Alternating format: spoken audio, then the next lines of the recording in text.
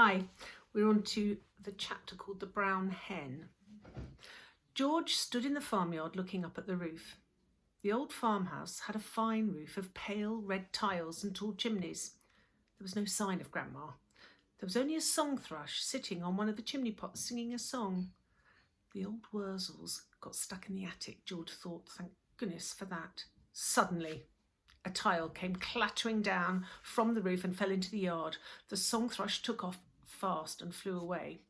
Then another tile came down, then half a dozen more, and then very slowly, like some weird monster rising up from the deep, Grandma's head came through the roof. Then her scrawny neck and the top of her shoulders. "How am I doing, boy?" she shouted. "How's that for a bash-up?"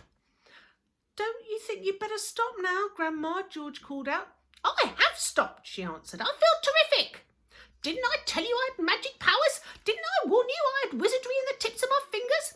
But you wouldn't listen to me, would you? You wouldn't listen to your old Grandma." "You didn't do it, Grandma," George shouted back to her. "I did it. I made you a new medicine." "A new medicine? You?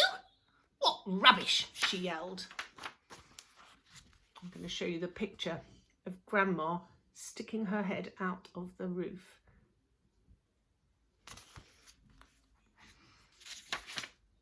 "I did make it, I did," George shouted. "You're lying as usual," Grandma yelled. "You're always lying." "I'm not lying, Grandma. I swear I'm not." The wrinkled old face high up on the roof stared down suspiciously at George.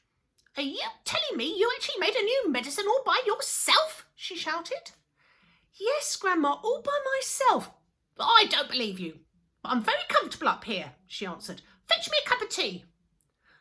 A brown hen was pecking about in the yard close to where George was standing. The hen gave him an idea. Quickly, he uncorked the medicine bottle and poured some of the brown stuff into the spoon. "Watch this, Grandma," he shouted. He crouched down, holding out the spoon to the hen.